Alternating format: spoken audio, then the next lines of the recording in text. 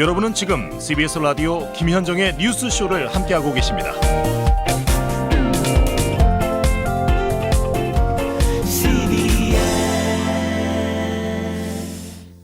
10번에 걸친 화성 연쇄 살인 사건, 그중에서 유일하게 범인이 잡혔던 게 8차 사건이죠. 그 범인은 19년 옥살이하고 가석방이 됐습니다. 그런데 이춘재가 그 8차 사건도 내가 저질렀다, 이렇게 자백을 하면서 지금 상황이 복잡하게 꼬이고 있습니다. 어제는요, 저희가 그 8차 사건의 범인으로 지목된 윤 씨하고 2003년에 옥중 인터뷰했던 기자 이야기를 전해드렸죠. 그 기자에게 윤 씨는 억울하다, 나 무죄다, 돈도 없고 백도 없어서 하소연할 데가 없었다, 수사 과정에서 경찰에게 맞아 허위 자백했다, 이렇게 털어놨다는 내용 저희가 전해드렸는데요. 그렇다면 이게 경찰 수사가 잘못됐던 건 아닌가? 그러면 19년 옥살이한 그 사람은 어떻게 되는 건가? 하지만 공소시효 끝났는데 이제 와서 뭘 더 어떻게 하겠는가? 궁금증이 꼬리에 꼬리를 뭅니다. 그래서 연결합니다. 재심 전문 변호사죠. 박준영 변호사 연결이 되어 있습니다. 박 변호사님 나와 계세요. 네, 안녕하세요. 지금 뭐 이춘재의 말도 윤 씨의 말도 100% 믿을 수 있는 상황은 아닙니다만, 그럼에도 불구하고 지금까지 나온 여러 가지 자료들, 뭐 기사들 쭉 판결문 쭉 훑어보셨을 때 재심 전문 변호사로서 어떻게 판단하세요? 저도 뭐 명확하게 이거다라고 얘기하기는 어렵지만 예. 상당히 의미 있는 상황이 벌어지고 있는 것 같은 거, 죄송합니다. 상당히 의미 있는 상황이 벌어진 것 같아요.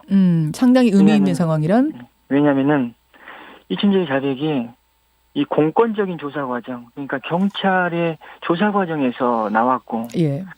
또 이 온 국민의 어떤 그 주목을 받는 상황에서 경찰이 이미 형이 확정된 사람이 있음에도 불구하고 뭐 자백을 유도했을 리는 없거든요. 없죠. 그리고 또 이 자백이 굉장히 구체적이고 믿을만 하기 때문에 검증을 하고 있다는 얘기가 나오는 것 같습니다. 뭔가 범인만이 알 수 있는 이 정보에 대한 얘기를 이춘재가 하지 않았나 싶습니다. 그러니까 지금 우리가 알고 있는 것 이상의, 이춘재가 나 8차 내가 했어 정도가 아니라, 거기에 덧붙여서 뭔가 의미심장한 얘기들을 경찰에게 분명히 더 했을 거다. 예, 단순히 뭐 강간하고 살인했다라는 그런 막연하고 추상적인 얘기로 끝난 게 아니라 뭔가 범인만이 알 수 있는 그 사건의 정보에 대한 얘기를 했으니까 이 자백을 한번 검증을 해보겠다라고 하는 것 같습니다. 그래서 경찰이 지금 다시 보겠다고 한 것 같다. 네.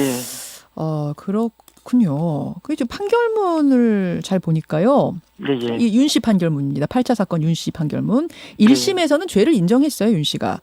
내가 신체 장애를 가지고 있던 중에 놀림을 받고 해서 그런 범행을 저질렀다, 이렇게 진술을 했기 때문에 무기징역이 났는데 2심으로 가면서부터 무죄를 주장합니다. 심지어 2심의 항소 이유로 가혹행위에 의한 허위 자백 이렇게 썼어요. 네, 맞습니다. 근데 재판부가 이거 기각했거든요. 예. 그러면 재판부가 기각을 한 데는 이유가 있지 않겠습니까? 일단은 1심 경찰의 수사 과정에서 고문이나 가혹행위가 있었다 하더라도 이제 검찰 단계에서는 자백을 할 수 있지만은 법정에서까지 자백한 거, 이것에 굉장히 의미를 부여한 것 같다는 생각이 들어요. 그리고 당시 자백 내용이 담긴 조서가 그 사건의 어떤 그 정보, 객관적인 정보와 많이 일치한다라는 내용을 그 항소심에서 판결했거든요. 그런데 이건 굉장히 왜냐하면 자백이 얼마나 고문 과정에서 사건에 맞게끔 이렇게 꾸며졌을 수 있다라는 건 지금 이제 여러 재심 사건을 통해서 충분히 알 수 있거든요. 근데 경찰의 뭐 가혹행위에 의해서 허위 자백했다는 건 있을 수 있는 일인데, 이 윤 씨 같은 경우에는 그럼 1심 때는 왜 그거를 나 맞아서 그랬어요라고 말하지 않았는가? 이게 궁금해서요. 국선 사건, 국선 변호인이 관여가 된 것 같습니다. 이 판결문에 보면 1, 2심 다 국선 변호인이었거든요. 3심에는 이제 국선이 사실 이제 명확히 이렇게 표현이 안 돼 있긴 하지만 그 제대로 된 조력을 못 받았기 때문에 그러다 보니까는 이렇게 자포자기 상태에서 자백을 한 게 아닌가 싶습니다. 자포자기서. 그럼 2심에서는 왜 또 같은 국선 변호인인데 마음을 바꿨을까요? 그건 이제 이분의 얘기를 들어봐야겠는데요. 근데 제가 정확하게 말씀을 드리기는 어렵지만은 이제 무기징역이라는 본인이 하지도 않은 범행에 대한 어떤 결과가 딱 드러난 상황에서는 그렇죠. 아, 이건 아니구나라는 생각을 하셨던 것 같습니다. 억울하다는 주장을 해야겠구나. 그리고 뭔가 주변에 어떤 얘기도 있었을 것 같기도 하고 정확하게는 뭐 지금 뭐라고 얘기하기는 어렵습니다. 예. 근데 자백 이외의 증거들, 뭐 채모에서 발견된 티타늄 성분이라든지 또 족적이 비슷했다는 거, 혈액형 이런 증거들은 그럼 어떻게 보세요? 일단은 이 증거, 제가 기록을 보지 않은 상황에서 이 증거의 의미를 쉽게 말씀드리기 어렵습니다. 다만 2심에서 이제 무죄를 주장했거든요. 예. 무죄를 주장했는데도 불구하고 이제 법원에서 이걸 배척했는데 예. 배척한 이유를 보면은 이런 객관적이고 과학적인 증거를 우선시하진 않은 것 같습니다. 일단은 자백 내용이 구체적이다라는 걸 가장 의미 있게 받아보고 있었거든요. 워낙 내가 그랬어요. 자백하고 나면 사실 다른 증거들이란 게 크게 의미는 없는 거죠. 본인 자백을 해버리면. 맞습니다. 그리고 최근에 또 물론 자백을 했다 하더라도 다른 중요한 증거가 객관적인 증거고 과학적인 증거라면 그걸 의미 있게 이제 판결문에 담는데 예. 판결문에 그걸 의미 있게 담지 않았습니다. 그리고 최근에 그런 여러 이제 전문가들 얘기에 의하면은 방사성 동위원소 이런 그 감정 결과라는 것이 어떤 범인을 좁혀갈 수는 있지만은 특정 짓기는 무리가 있다라고 얘기를 하고 있고 그 혈액형 감정도 실제와 다를 수 있다라는 얘기는 얼마든지 나오고 있거든요. 그리고 감정물이 뭐였는지도 중요한 부분이고. 근데 이건 과학적인 증거로 유죄 판결을 내렸다고 보기는 어렵고 자백이 의미 있었던 것 같습니다. 자백. 예. 자, 알겠습니다. 뭐 아직 어떤 것도 100% 확신할 수는 없습니다, 여러분. 그렇지만 적어도 이춘재의 유죄 자백이 나왔고 19년 옥살이한 윤 씨가 무죄라는 주장을 일관되게 해왔고 이런 상황이라면 둘이 이제 아기가 맞아떨어지는 상황이 되니까 그냥 넘어갈 수는 없는 거거든요. 그런 상황이 돼버렸거든요. 저도 그렇게 봅니다. 그렇죠. 근데 공소시효 끝났어요. 기소하고 재판하고 처벌하고 이런 거 못해요. 그럼 지금 해볼 수 있는 게 뭡니까, 박 변호사님? 재심은 얼마든지 할 수 있습니다. 재심. 공소시효가 지났다 하더라도 물론 공소시효가 지나서 진범을 처벌할 수 없기 때문에 뭐 정의를 이제 완벽하게 실현하기는 어렵지만 억울하게 옥살이 하신 분이 있다면은 그분의 어떤 억울함은 풀어야 되거든요. 그 부분에 있어서의 어떤 우리 정의는 실현해야 되는 것 아닌가라는 생각하고 있습니다. 3심까지 이미 다 끝난 것을 재심 받으려면 어떤 조건 같은 게 있지 않아요, 요건이? 여러 가지 요건이 있죠. 먼저 이춘재의 자백은 이 사건에서 이 억울하게 옥살이 하셨다라고 주장하시는 분한테는 무죄를 입증할 새로운 증거라고 볼 수 있습니다. 새로운 증거가 나타났을 경우. 그리고 또 그게 이제 아무리 이제 진술 증거를 하더라도 이건 굉장히 의미가 있습니다. 그리고 또 이분이 그 당시부터 고문에 의한 가혹행위를 당했다라고 주장을 했고 그 주장이 지금 일관되거든요. 이건 경찰의 어떤 직무상 범죄라고 볼 수 있습니다. 이건 또 이 재심 사유로서도 이것도 의미가 있거든요. 그러니까 재심으로 갈 수 있는 뭐 요건들은 지금 충분하다고 보시는 거군요. 충분하다라고까지는 얘기할 수 없습니다. 다만 이 상황이 이제 의미 있게 조금 더 발전된다면은 충분히 재심이 열려야 된다고 저는 생각합니다. 재심이 열린다면 그럼 승소할 가능성까지 지금 판단이 좀 가능한가요? 네, 저는 가능하다고 봅니다. 왜냐하면은 이게 진술 증거로 자백으로 사실상 유죄를 선고한 사건인데 이 자백의 어떤 전제가 무너지는 거거든요. 첫 번째는 고문에 의한 가혹행위다라는 걸로 무너지고 또 자백의 내용도 다른 지금 범인이라고 주장하는 사람의 자백도 의미가 있는 상황에서 이춘재. 그 자백의 전제가 무너지는데 그 자백의 내용이 구체적이다라고 지금도 판단할 수 있을까? 저는 어렵다고 봅니다. 예를 들면 그 수사경찰들은 그 당시 자백이 구체적이었고 범인만이 알 수 있는 내용을 자백했다라고 지금 주장하고 있는 것 같아요.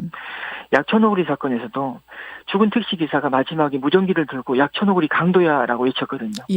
근데 범인만이 알 수 있는 얘기를 근데 그 당시 억울하게 옥살이했던 그 친구가 그 자백한 걸로 조서에는 기재되어 있습니다. 안 한 얘기를 한 걸로 조서가 꾸며지기도 했었다? 얼마든지 자백은 당시 상황에 맞게끔 꾸며질 수가 있는 겁니다. 이 사건은 특히나 사건 발생 후에 10개월 정도 지난 후에 지금 수사가 이루어졌고 이 윤모 씨가 잡힌 것 같거든요. 맞습니다. 그러면 이미 객관적인 정보는 드러나 있는 상황이었습니다. 그런 것들 이런 것들 다 모아보면 승소 가능성까지 지금 재심 전문 변호사 박 변호사는 보고 계시는 건데 근데 재심하려면은 뭐 과거의 경찰 수사 기록이라든지 이런 거 다 확보해야 되는 거 아니에요? 예, 이제 그게 관건입니다. 예, 일반적으로 무기징역이 확정된 사건 같은 경우도 20년 이상을 보존하지 않거든요. 그렇죠. 근데 이 사건 지금 1990년에 대법원에서 확정된 사건이기 때문에 일반적인 경우라 한다면은 기록이 폐기될 수도 없을 있다는 거예요. 생각이 들어. 예. 하지만 또 중요 사건이었기 때문에 영구 보존했을 수도 있고 또 화성 연쇄살인 사건으로 분류됐기 때문에 또 어떤 형태로든 의미 있는 자료가 남아 있을 가능성도 꽤 있다고 봅니다. 만약 없다면 다른 방법은 뭐가 있습니까? 만약에 없다면은 이제 기록이 없다고 해서 그 재심이 안 되는 건 아닙니다. 예. 일단은 뭐 이분이 이제 수감 기록에도 사건 관련 자료가 있을 수 있는 것이고 아하. 또 이분이 억울하다는 주장을 계속 해왔기 때문에 본인이 보관하고 있는 또 자료가 있을 수 있다는 생각이 들거든요. 그리고 판결문을 통해서 얼마든지 사건 기록을 그래도 뭐 완벽하게 보고는 못하겠지만 그래도 그 당시 어떤 증거가 있었을 것이다라는 추측은 가능하거든요. 그리고 이춘재를 증인으로 부를 수도 있는 거 아니에요? 법정에서? 네, 맞습니다. 그렇죠. 재심을 청구하고 또 재심 이전 단계, 재심을 청구한 이후에 이제 재심 개시 여부를 판단하기 전에 예. 법원에서 이춘재를 심문할 필요도 있다고 저는 보고 있습니다. 그래요. 박 변호사님, 네.